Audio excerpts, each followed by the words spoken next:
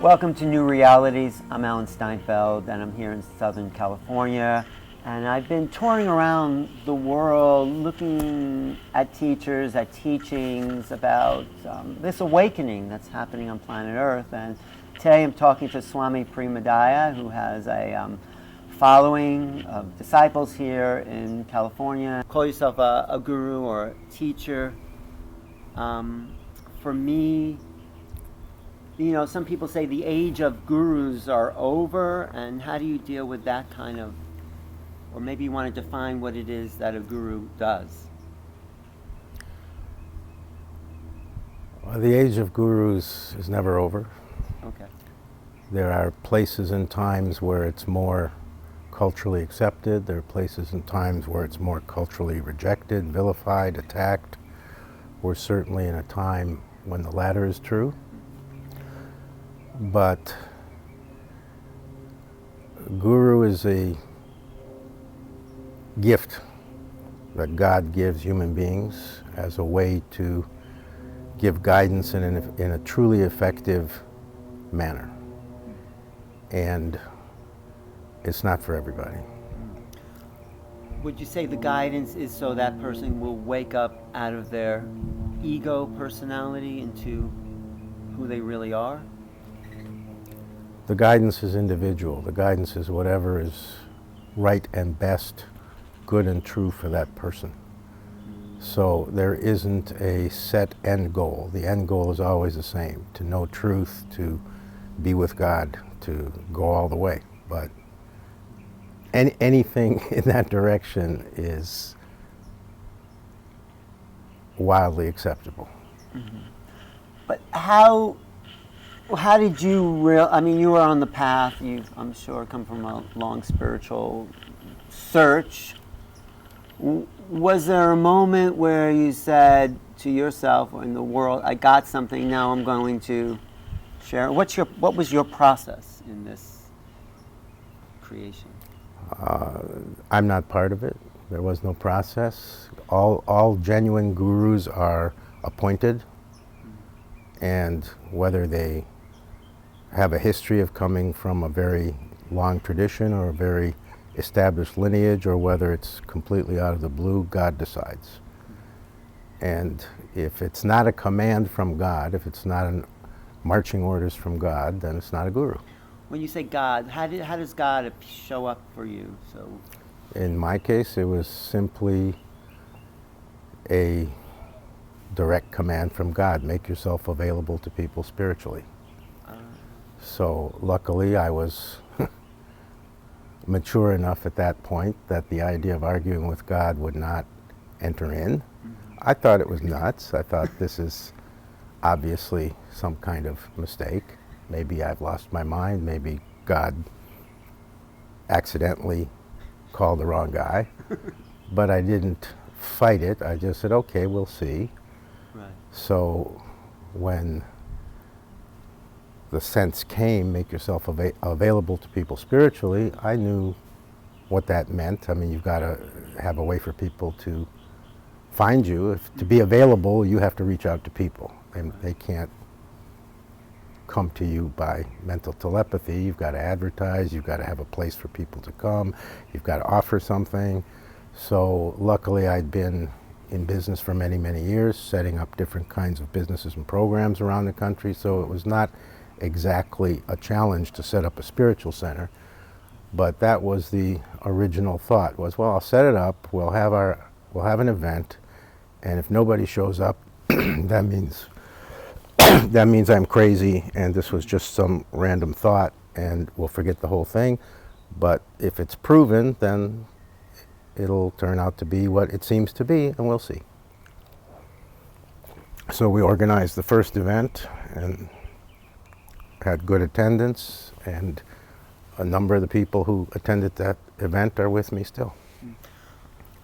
But there was but you also, what I know a little bit about you, you studied with Osho, you were a disciple or student, and you had some practice in this understanding.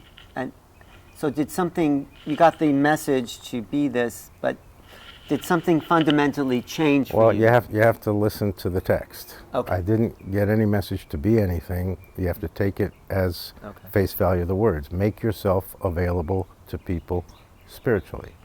So that doesn't have any concomitant requirement in it that can be seen as exactly what it is. What does it mean to make yourself available? Well, you might take that one way, somebody else might take that another way. I took it as let people know you're available for spiritual purposes.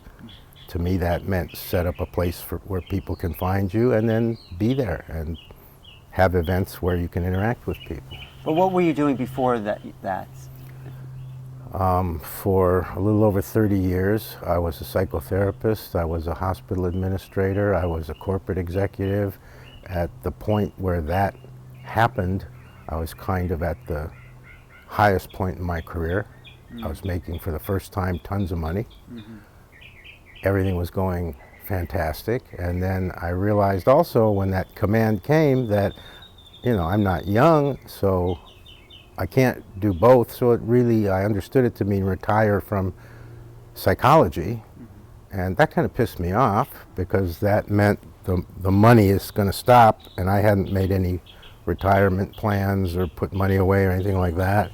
And here I was at a point where I could do that, and suddenly comes this other thing, go do this instead. And I've been kicking around spiritual circles long enough to know there's not necessarily money in it. Right. So that was the only resistance, was damn, finally I'm making some money, finally I can put away some retirement money, and now I have to go do this. But okay, we'll see. So then when you made yourself available, what I get, I don't know really your history, but it seems like something energetically changed for you or in the environment. Can you talk about? No, nothing energetically changed. God always has to trick human beings. You can't be straightforward with people. Oh. So the first trick was make yourself available to people. So I'm not the kind of personality that likes attention. I'm not the kind of person who wants to be center stage, although I'm comfortable with it. It's not my preference. I like to be the fly on the wall. So for the first couple of years, I was quite content to just refer to myself as a spiritual teacher. And that has no real abiding obligations in it other than to serve people the right way. And I kind of like that. And then it became clear that that was a trick, because a couple years in, I got a second command from God. Okay, now you have to function as a traditional guru. And I said, what does that mean? You have to allow discipleship. You have to offer discipleship. And my response was, oh, Jesus, you gotta be kidding me. Because that's a lot of responsibility, that's a lot of obligation, that's a lot of fuss and muss that I would rather avoid. I'm a basically lazy guy. So that ups the ante. But by that time, you know, I was 2 years in, and I realized this is essentially a promotion. It's like I'm getting my first job performance evaluation, and it's, you did good, now we're promoting you, now you've got to be more hardcore. So I only had one question when that came, which is why? Everything's going good, people are being benefited, people's lives are changing for the better. I seem to be effective for the people who come to me. So why do I need to function in this kind of way that in our time, in our place, makes you more of a target, which is never something I choose? And the answer was simple, because some people will do better with that. Some people need that. So I just accepted that, and same thing, okay, we'll see what that's all about. And I just publicly stated to people that discipleship is now available. And that's the bump up from spiritual teacher to card-carrying guru. Okay. Because then you have a much, much more serious, much different karmic obligation. No, I get that, and it is traditional in that way, and it's been... Yeah, and that's the interesting part, is we have a person who helps us with our organization. He's a very high-level business guy, and when he first met me, he said, the thing that I realized in talking to you is you were actually the traditional Vedic guru. And he had never been to one of our satsangs or any event. It was just casual social conversation, but he said, I have been studying Vedic literature and the Vedic way for 40 years, and I'm, in some circles, considered a fairly advanced scholar of the Vedas. And I have to tell you, because I don't know if you're aware of it, but you are the traditional 5,000 years ago model of the Vedic guru. And I said, yeah, I know that, but I don't know anything about the Vedas. I'm not a scholar, but I do know that what I'm required to do, and have been doing for the last 8, 9 years since the bump up to guru, is the ancient traditional way. They say that the guru takes on the karma of the disciples, helps them transmute it faster. Does that happen to you? Or how would you know even that it is happening? No, you would know. You would know. My experience isn't as, I don't speak of it in those terms. It's really, there's a inviolable divine connection between guru and disciple. The guru-disciple phenomenon is unique, and it's unique wherever it exists, and it exists everywhere, in all dimensions, all planets, everywhere where there's sentient consciousness, this phenomenon exists. And the nature of it is very, very divinely constructed, divinely ordained. So it has its own rules, it has its own way that it operates, and you don't get to fuss with it. You have to accommodate it. You have to adjust yourself to it. So the experience for me is simply having that deep connection to whoever comes, and then operating on various levels. Of course, the important one is the energy level, operating on various levels for their benefit. So behind that all is a clear sense that it's a karmic obligation, and that you are held to task for how you hold that. So if you in any way denigrate that, if you in any way act irresponsibly, if you in any way don't hold that as a divine situation, you will reap the karmic result of that, no question, as the guru. The guru is always on a high standard, that the guru is quite aware that if they mess up, the price is dire. But the guru isn't worried about messing up.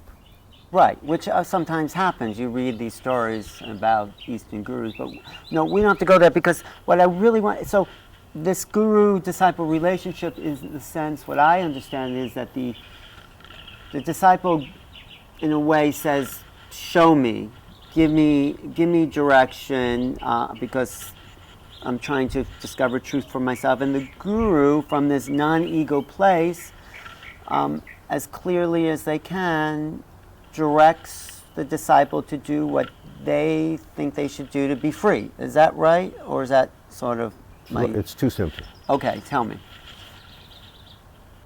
Guru is two things. If it's a human being, and generally it is, on this planet it's mostly human beings. A tree can be a guru, a mountain can be a guru, a dog can be a guru, but generally human beings do best with human gurus, so that's what's more prolific. So on the one hand, if God requires someone to function as guru, it doesn't eradicate the human being. The human being is still there with all the faults and foibles and strengths and weaknesses of any human being. Your humanness is still somehow, you're aware of it. Is that what you're saying? Being appointed guru doesn't magically make you not a human being anymore. Okay, that's good to know. Okay. So the right way to understand it is guru, there's the person, and guru is not a person. Guru is divinity itself. Guru is God. And that operates. So I refer to that as the guru function, and I'm not the only one who's ever referred to it that way. It's the perfect term. So there's the human, what's a guru? A human being in whom is operating the guru function. The guru function is the divine itself interacting with whoever's there. That doesn't cancel the person, but to be an actual God-ordained guru means the person is irrelevant. The person is not in the way. The person is not part of the equation. Whatever the person brings to the table, the guru function uses as part of the effectiveness of the guru and part of the methods and devices of the guru. And gurus are all about devices. Everything a guru does every second every gesture, every movement, every word, everything is a device for the benefit of the disciple and the spiritual advancement of the disciple. So all of that gets used on so many levels that it would be ridiculous, really ridiculous, to think a human being could do that. But Right. God has no trouble doing that, doing 18,000 things at the same moment. I think the confusion for me and maybe other Westerners is, how do you know if you're still a personality that the personality isn't doing those little gestures, or it's the universal, the God doing? So how do you know? How do I know? And, Well, you may not know. You may have your doubts. Right. But the Guru knows. The Guru has no question because the Guru can experience it. The Guru knows that no person is involved, that their personality is not running the show. The person's job is to get out of the way of the Guru function, and anybody who is operating as a genuine Guru is very, very good at that because it's very, very easy. You just stay the hell out of it. And the Guru function knows exactly what to do and operates perfectly. Do the you part, the personality, ever disappear and you become pure Guru, a teacher, or consciousness, whatever you want to call it? Well, that's a question of personal, what level you're established in. And the level I'm established in at this point is as a non-person. Non-person does not mean that the person is gone. It means that what we think of as what is involved in being a person has kind of been taken off the table. Doesn't mean you're not a human being, doesn't mean you don't have a personality, doesn't mean all the things that all human beings have. Like little things bother you and things like that. Everything that's normal for a human being doesn't mean that that's gone. It means the reactivity is gone. There is such a thing. There's plenty of non-persons on this earth. They're simply people who have surrendered enough and have gotten comfortable with a level where the human reactions are just a little bit too childish to still indulge in, and then grace takes care of it. It's kind of just removed from you, gently just kind of dissolved so that you don't have to be bothered with it. So it's not an achievement. I look at it, why did this happen for me? My working assumption is because God wants me to be the best Guru I can be, and I'm probably going to be a little bit better as a non-person than as a person, but it's not required. It's just something that happened. But isn't that the path of awakening, is to come out of the personality in general for even your disciples, to say we're all non-people in the sense that we're all God consciousness. So, well, I certainly highly recommend becoming a non-person. It's way nicer, way easier, way better. So that's part of the goals along the way, sure.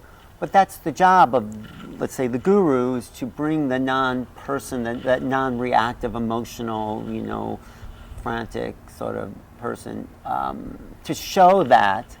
Well, that's what I refer to as normal. So for a lot of years, my work with the people who have come to me, if I see they're nowhere near what I call normal, which means your life is handled adequately in the major dimensions of life. So the work has been for many years to help people get to normal. Well, lo and behold, I love surprises. Most of them got there in the last few years. Define normal then? Yes, I was about to. Okay. So normal means, what's life?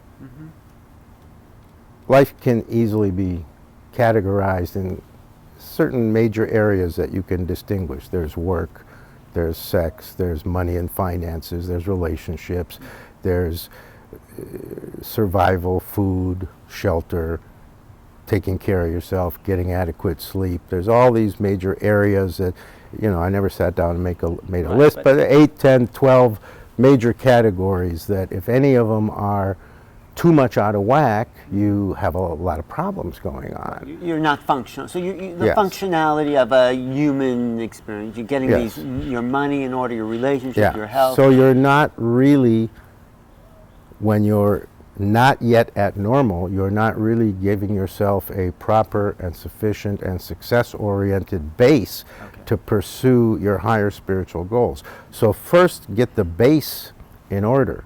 So if food is a huge problem for you, and for instance, and you're gorging yourself and you're making yourself sick with food, you've got to handle that. It doesn't mean you have to become perfect. It doesn't mean you have to have the perfect body and eat the perfect food and eat only kale for breakfast, lunch, and dinner.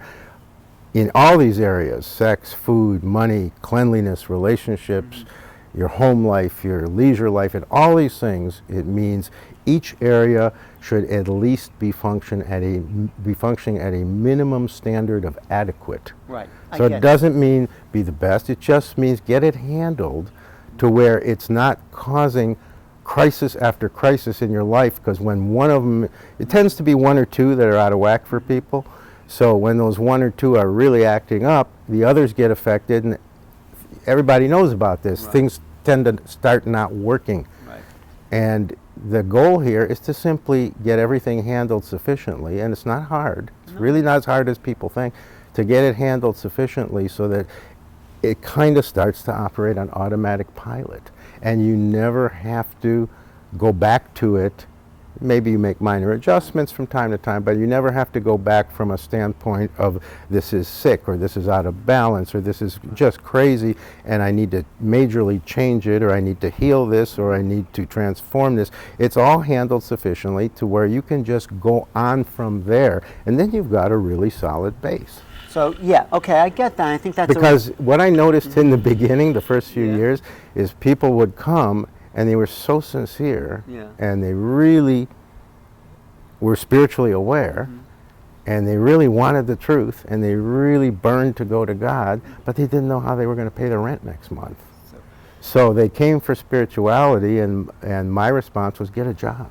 Yeah, get it handled, become baseline, and so I think that's really good advice, because a lot of people actually... Well, I'm the practical guru. Well, I think that's good, because people avoid those areas and go to spirituality thinking that doesn't matter. And you're saying you got to handle that if you're going to really... Well, less than that, and you're operating childishly. You're not allowing yourself to mature in the normal way.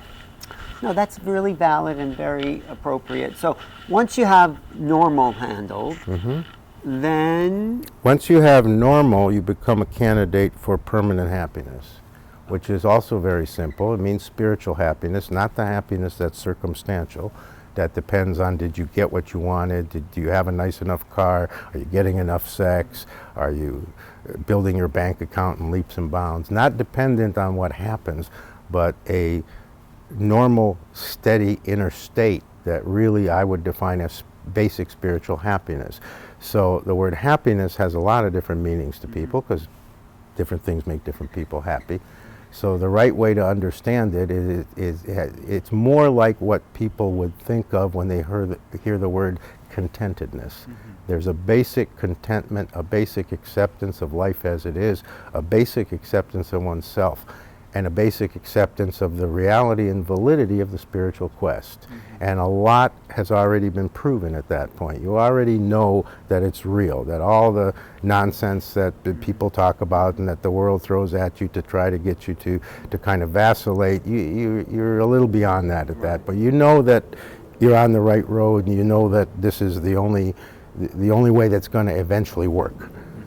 So at that point, you become capable of really dropping a lot of the next stage of being normal is you get out of the basic neuroses we all tend to carry, and you notice that you're just getting happier, that there's kind of a basic contentedness, a basic feeling of well-being, and that's the spiritual happiness. And if you luck out and it works well and you do your work, what you notice is it's permanent now, and you can count on that. Once it's established permanently, it is permanent. Nothing is going to take it away. Well, how does it work with you? So you have the guru, and then you still have the personality. Is the personality found that contented part, or is the personality The personality has nothing to do with it. The spiritual contentment, the actual happiness, is being can be understood as you're no longer run by your personality. Something more essential is to the fore, and that's what you're more aware of.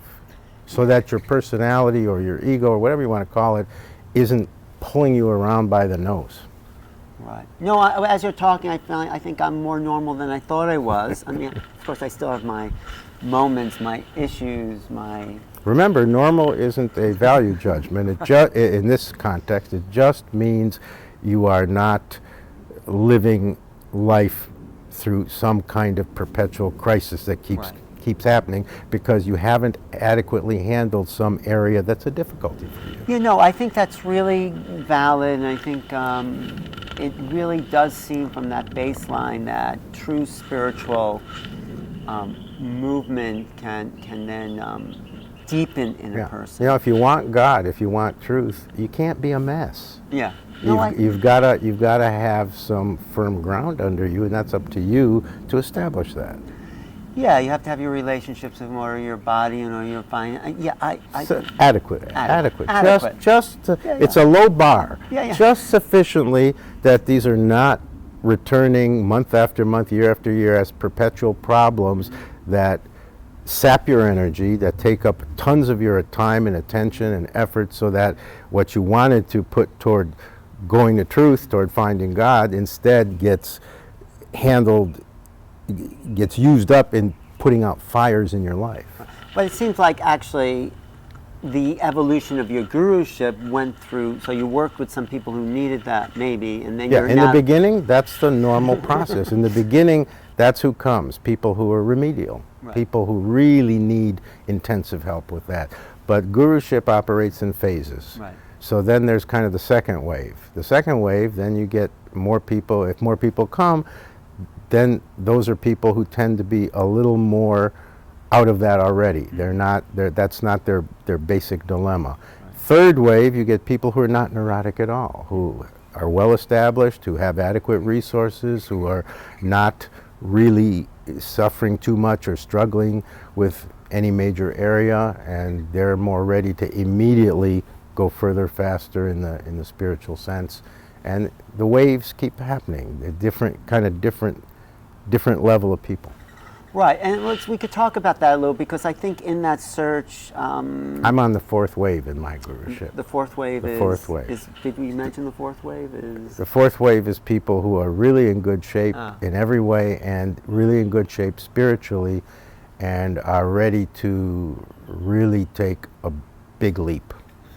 And that big leap, so that's what I wanted to ask you, because people I've read and traditions, they're with a teaching or a guru, whatever, and then suddenly it's nothing that the guru may say or do, but there's a pop of awakening through whatever, the grace or the beingness, and is that the goal of a guruship, is to have people awaken to that truth? I mean, that's what it seems like. No.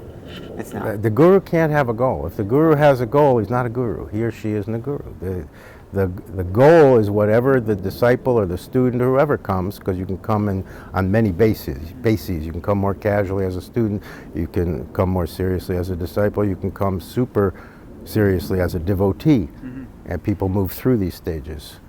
But it's not required. You can come on any basis. Right, but the fourth stage people that you mentioned, what is it that is their destiny after that? I mean, they're happy, they're spiritually content, they're taken care of. But they're still.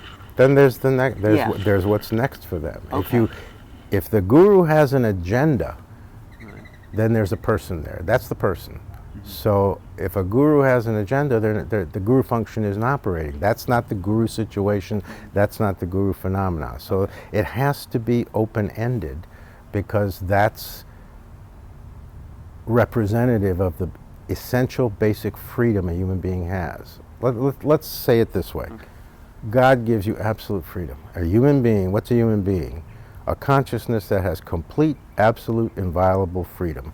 You're absolutely free to go to God. You're absolutely free to go to hell. You're absolutely free to abuse yourself, to live a terrible life, to rob, steal, murder, and you're absolutely free to pursue sainthood. It's all up to you. And even God can't interfere with that freedom. That freedom is inviolable. So the number one protectiveness of a guru, and no genuine guru would ever do anything, even the slightest thing, that would in any way violate your freedom. Right. So on a subtle level, if that's understood on a subtle level, to have a goal in mind for you is a violation of your freedom, because to be freedom, it has to be completely open. Right, but those fourth stage people that are, I get what you're saying, and you're right. You're not attached to what happened. You're just there as a service to... Yeah. The guru is the servant, and there's no purpose for a guru. There's no need for a guru unless there's a disciple or a student. So, but those people are still, even if after their life is handled, and there's still more, even me.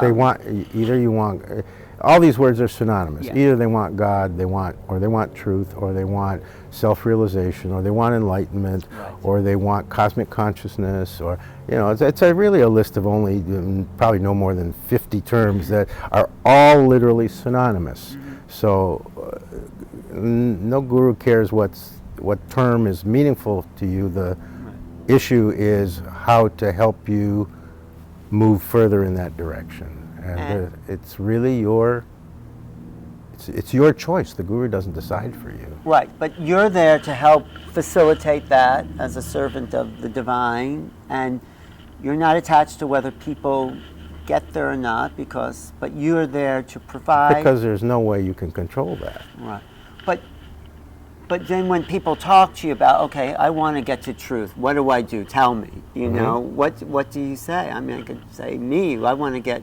or maybe I have, or maybe I don't know it, or you know, what do you say? So have you gotten to truth? I have gotten to peace. I don't know what truth is. I would say I feel pretty good. So I don't know what truth is. yeah, excellent. Okay. So you've gotten to peace. Are you making the statement that you have permanent inner peace? I don't know if it's permanent, but there's moments where I find... So you have more peacefulness than you've had in the past. I think I have, yes. Well, if you Yes. say you have, you have. I have. We I take have. your word for it. No, I have. You know why? Why? Because people don't lie about these things, and people don't fudge about these things. They're too significant. They're of the nature of the divine, and nobody is that disrespectful, even people who are disrespectful. So if you say you have more peace than ever, it's true. Well, the only reason I didn't want to sound like an egotistical thing, but Yeah. So that's why, Well, that's the nice people always don't want to sound egotistical, but then they rob themselves of the acknowledgement that they absolutely should be giving themselves. Thank you. So, hold on. Oh, okay. Hold on. You wanted to know how this works. Yes. It doesn't work by racing through it. So, you've got more peace than ever. Yes. How many people on Earth do you think there are at any given time? Let's say the current population is 6.5 billion people on this planet. Of that 6.5 billion, how many do you think could legitimately say there's more peace in me than there's ever been? I don't know, but I hope it's increasing. How many people? Well, my contention would be very few. Okay. So the first thing is to acknowledge to yourself right now, for real, Yeah. that that's happened for me. I have more peace than I've ever had, and that is not something that happens commonly. That is not something that a majority of people could say, because it isn't true for them. So thank God, at least for me, at least in my search, at least in all the effort and time and energy and dedication and sincerity and heart that I put into it, I've gotten a real and significant reward so far of I actually have a lot more peace than I ever did, and I would venture to say for you, and you tell me if it isn't true, that it's actually more peace than you ever probably thought was possible for you. Yeah, well, yeah, but... You held it as an ideal. Yeah, it's possible to have a lot more peace, but then when you really think about it in terms of yourself, we tend to think of it kind of as, yeah, it's possible, but I probably am too screwed up. I probably can't get to that much peace. But I do have to say, as you're talking and as I'm giving myself acknowledgments, I feel an opening Exactly. in this area, like Yeah. and it feels really nice. So the acknowledgement and the confirmation is significant. It isn't just nice words. It isn't to make you feel good. It isn't to give you a good feeling for half an hour.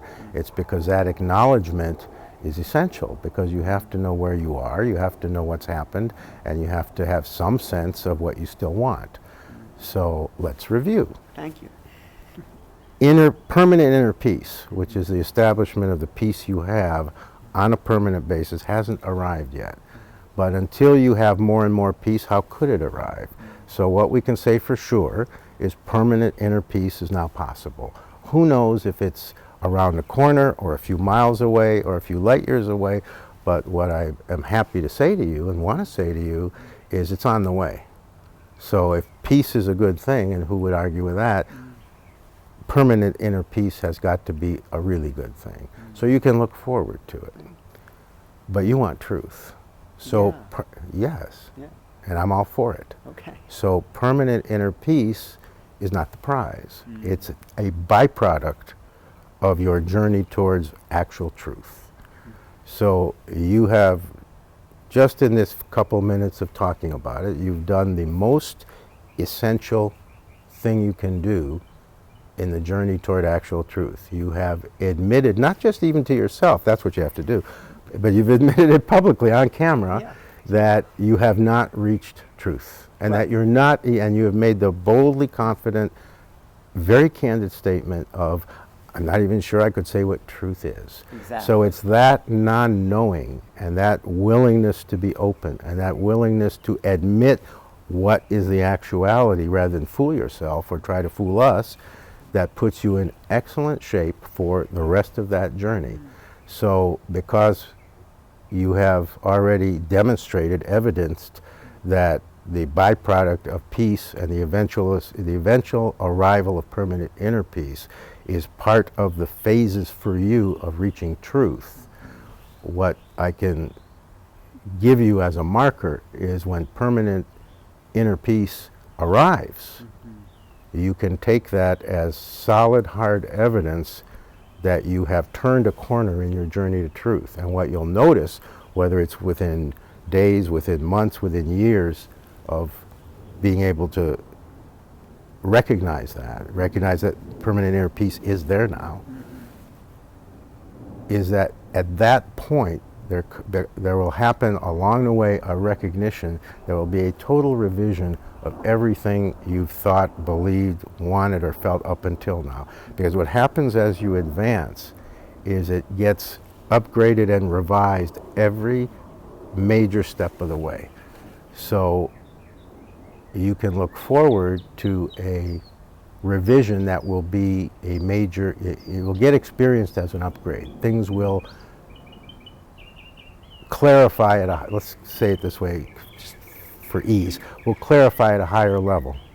And the goal will significantly change. It will be less of an ego goal and more of a universal goal. And this happens all along the way.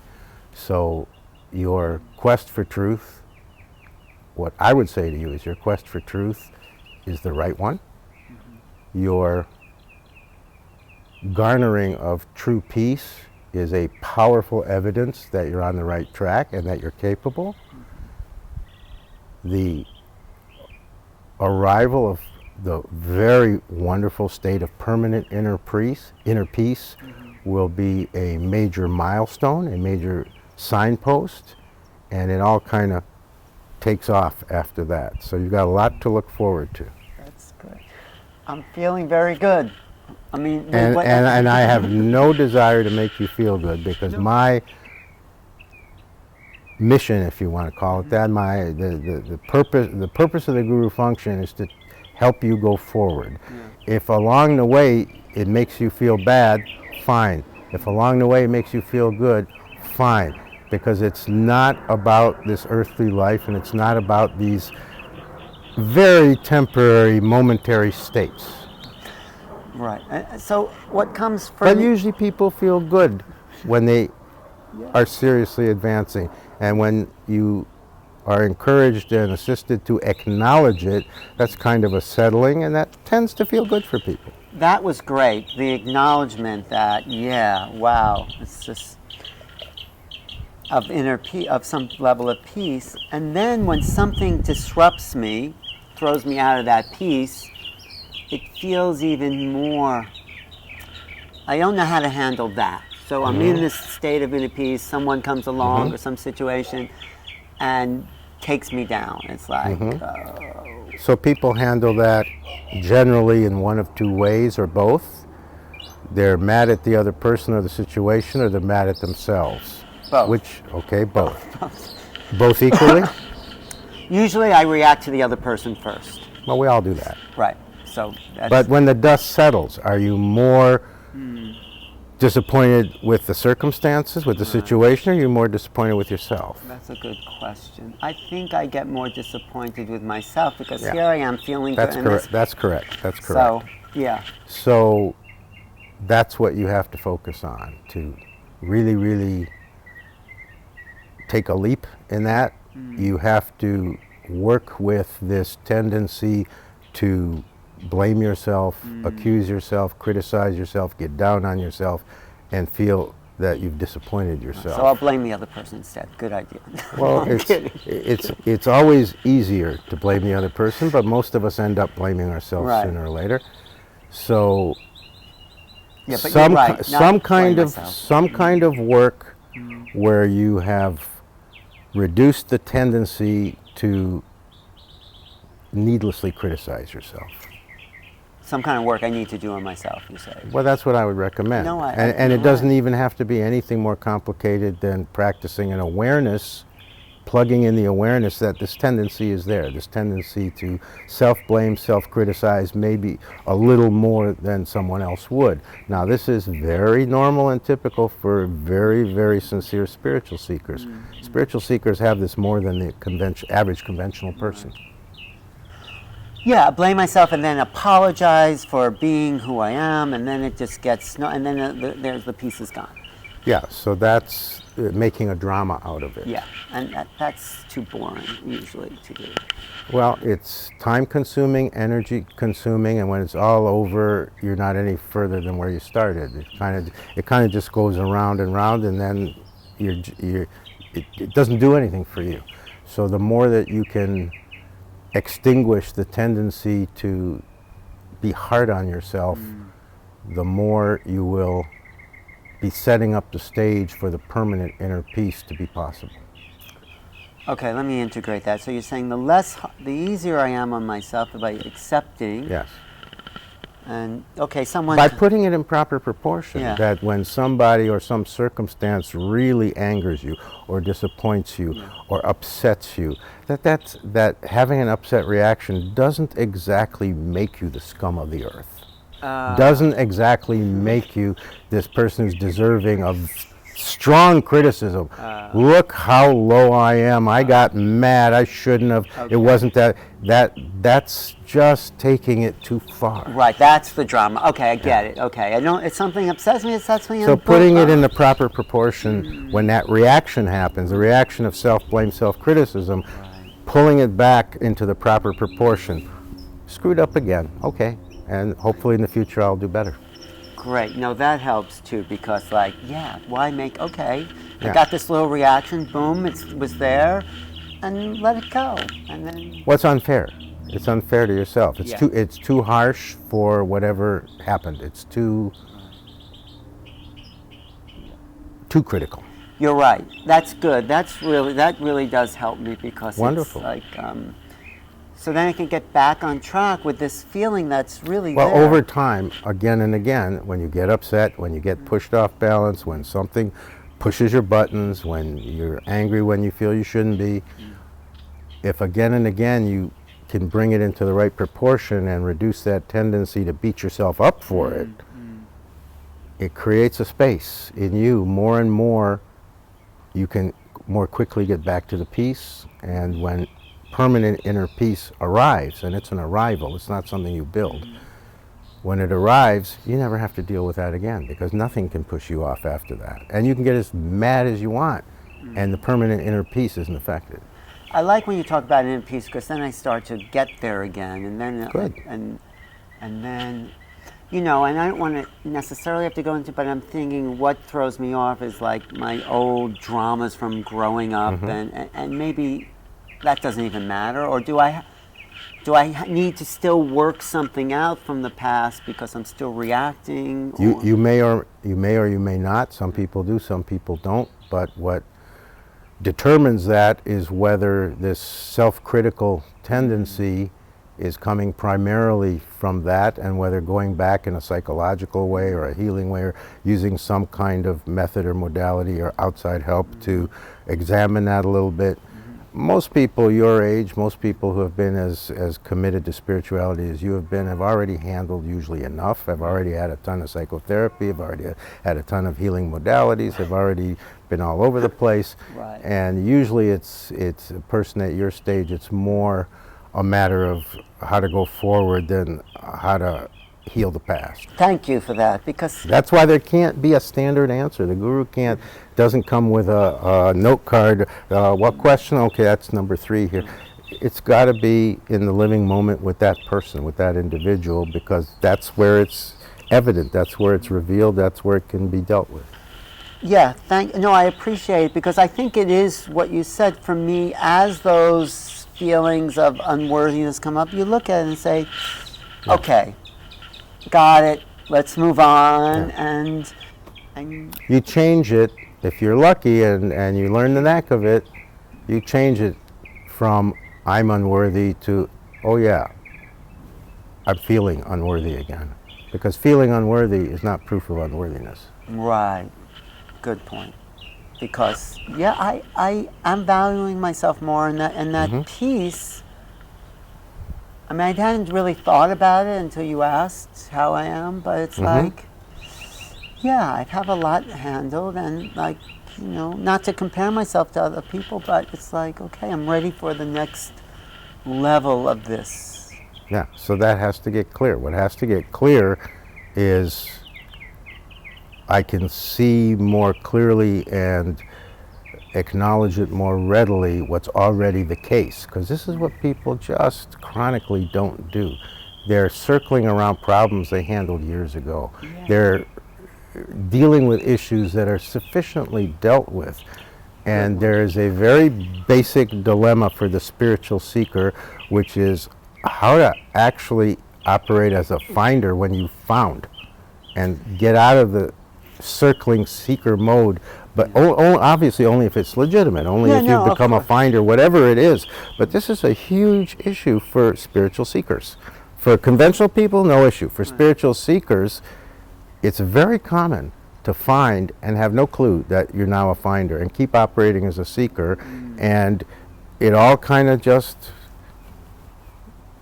bypasses you somehow. And it's as simple as just acknowledging. No, that's the minimum essential part, that you somehow get to a point of acknowledgement for real, Yeah. so that you can actually call a spade, so that you can look at the data with a sober, clear mind and see what it means.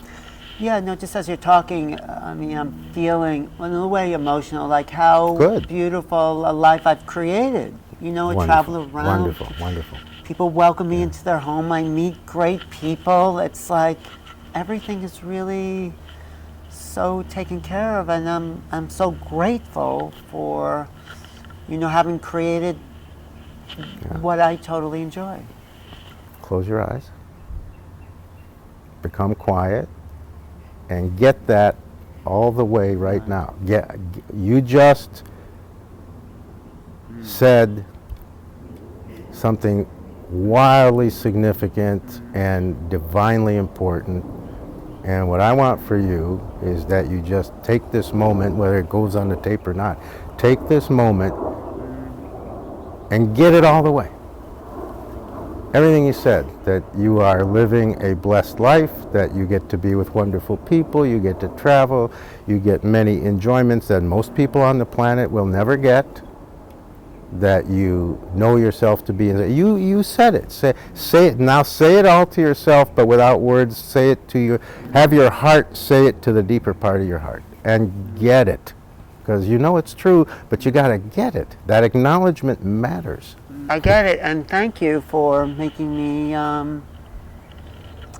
helping me feel, and allowing that space to be open, so I could have that? Helping you acknowledge what's already obviously true that is significant. Yeah, significant. What do you mean? I mean, it's... It matters, and if you Yes. can't or don't acknowledge it, it doesn't propel you forward, then you just kind of wander around. You just said a minute ago, I feel to go to the next level. Yeah. And that's what hasn't happened, that you, until this moment, didn't sufficiently recognize the blessings that have already been permanently established, that are true for you, that are real, that constitute your actual life. Thank you. Yes. So that has to be, at least for 1 minute, that has to be your prayer. Yeah, and felt, and yeah. Wonderful. So you can be a guy, even if they're not your disciple. You're here to serve whoever comes to you, in whatever way. I have to guru whoever comes to me because that's my job. So disciple, not disciple, enemy, does, the guru operates because the guru function does what it does. And I can't turn that on or turn that off. That's just what goes on. Do you ever, on the personality level, want to merge with this, non-human? There's nothing to merge with. There's no issue there. Okay. It's not a question. It's not part of it.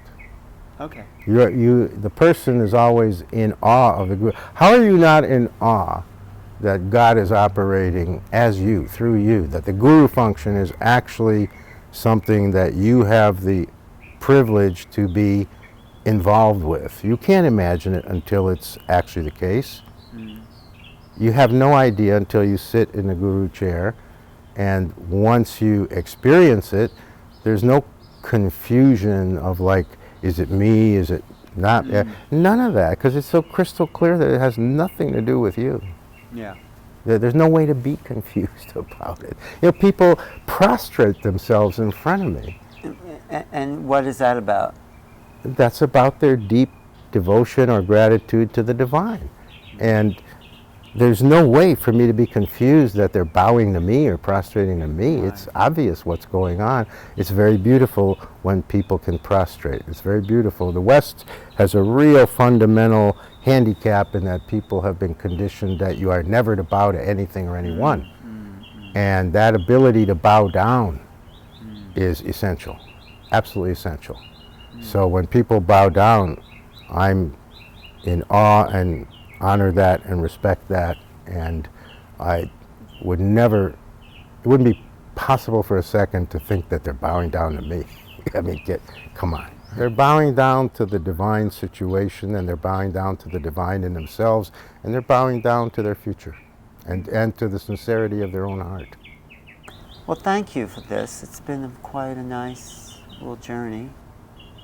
If it isn't fun, then it's probably not real. Yeah, yeah.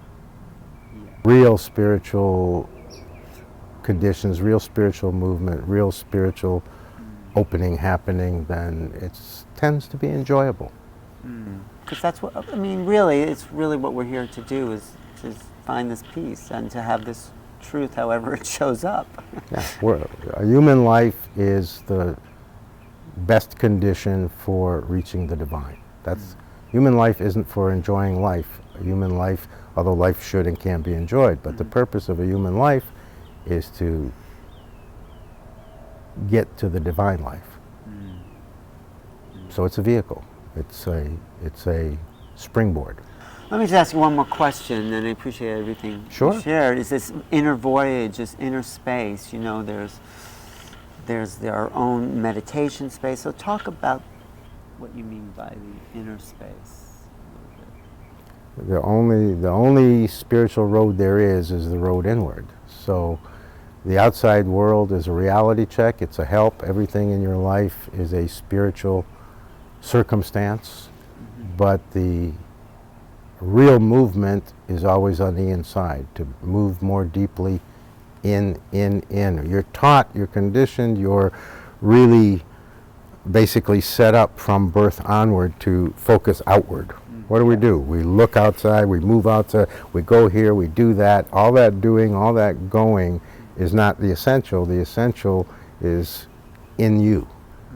So that's where the divine is in terms of the human being. Yeah. So to find the way, and this is what all spiritual methods, all gurus, all meditations, all practices are really trying to do, are really intended for, essentially, is to help the person reverse that movement out to go around and start going in, so that your learned tendency to look toward outer space can become, instead of familiarity with inner space. And inner space is just as big, if not bigger, than outer space, and that's where the value is. And until you can travel comfortably and effectively in inner space, there are discoveries yet waiting.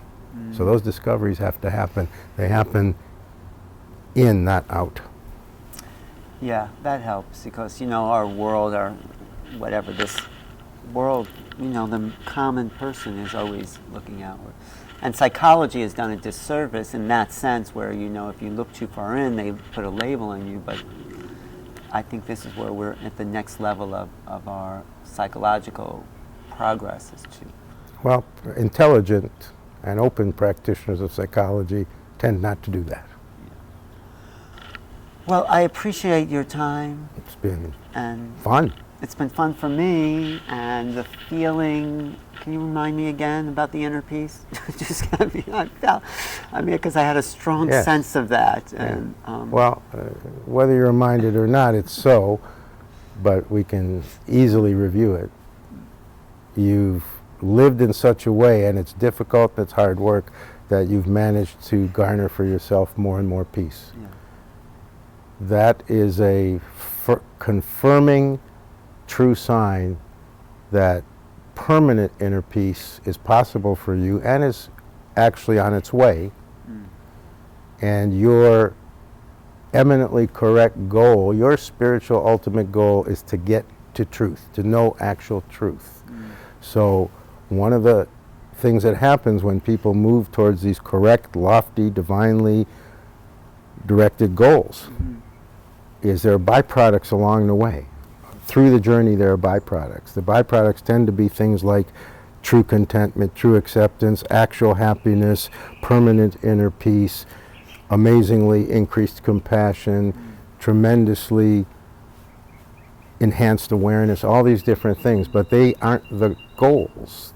Now, in some systems and in some individuals, they become the goal or are thought of as the goal.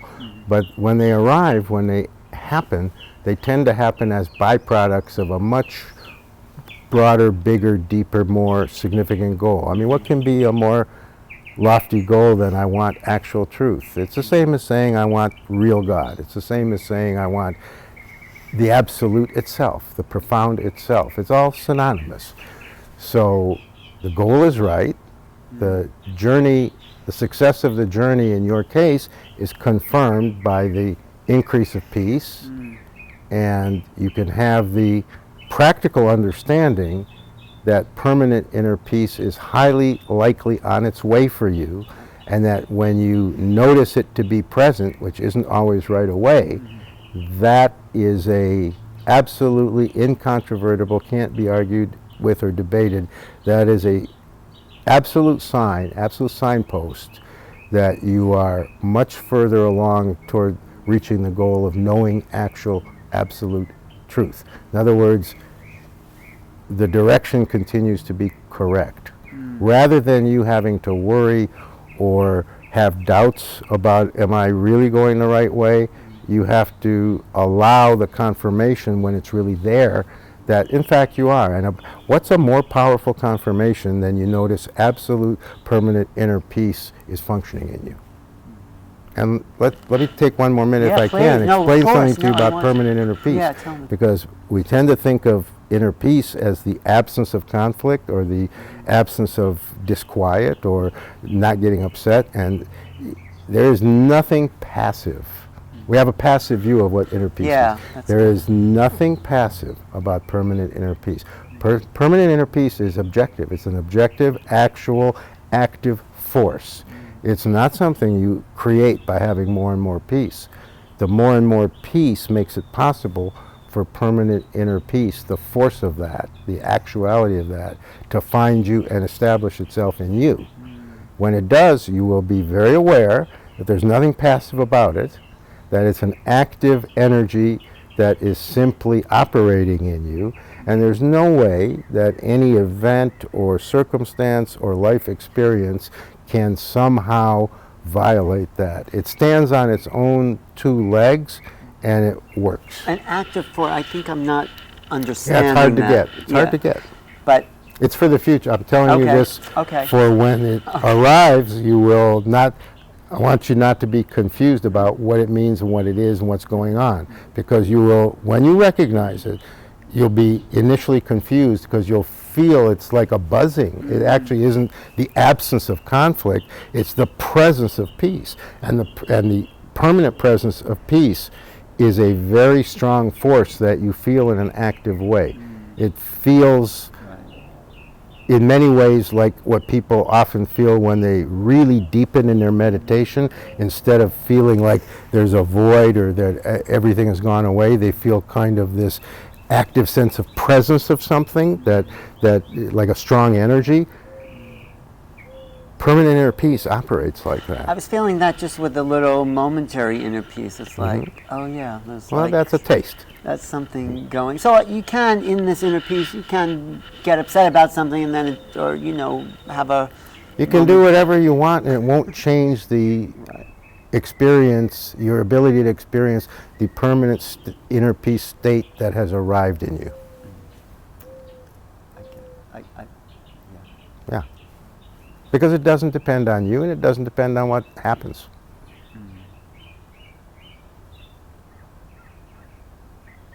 And it is not the end goal, it's a nice reward along the way. That's a signpost that, yeah. This way. And if you never get any further than that, what would be wrong with living your whole life in permanent inner peace? Right, nothing's wrong. No, but of course, and that's. But there's always. Yeah. I Well, get you that. have, you, like all sincere spiritual seekers, have the highest goal. I want to go all the way. I want to absolutely, truly get the truth. Exactly. I don't want to Yeah. say it if I don't have to. I'm not sure what that is. I want to be able to say I know exactly what that is. Exactly. Whether I can put it in words or not, I know. No, thanks for making it. Thanks for laying that out. It's a pleasure. Yeah, it's fun. You know, here we were thinking I was going to find out about you, and I found out about myself. Well, you found out. You found out about me. Right. You found out about me. Yes. Thank you. Yeah, the guru is totally irrelevant. It's only the person who comes that matters. All right. And whatever your trip and story was, that's fine. Here you are. My whole history, my whole biography is on the website. Anybody can read it. It's a very extreme, traumatic. It's an interesting story, but it's not your typical life.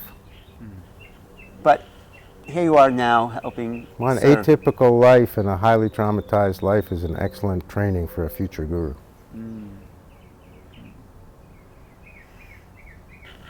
Well, you're here to serve, and you're doing that, so whatever way it showed up, so thank you. Swami Premodaya here with Newrealities, Alan Steinfeld. Thanks for watching today. Enlightening and peaceful, and I hope you enjoyed it too. So you can be in touch with me at newrealities.com. Thanks for watching. And your website is? ICODA.org. Our organization is called International Centers of Divine Awakening. We currently have a center in Los Angeles and a center in Brussels. And our plan, our hope is to establish more centers in the next few years in other places around the world. Okay, and the website is? International Centers of Divine Awakening is ICODA. .com. So it's, no, ICODA, I-CODA.org. Oh, okay, i-coda.org. I Koda. Here with Swami Premodaya. Premadya. Premadya? Premadya. Premadya. Don't confuse the people. Okay. And that was an old name you had taken with you from What? that Premadya? name, Premadya. That's the name Osho gave me. Okay. And here you are. And here I am. Okay. Thanks for watching. See you next time. Thanks.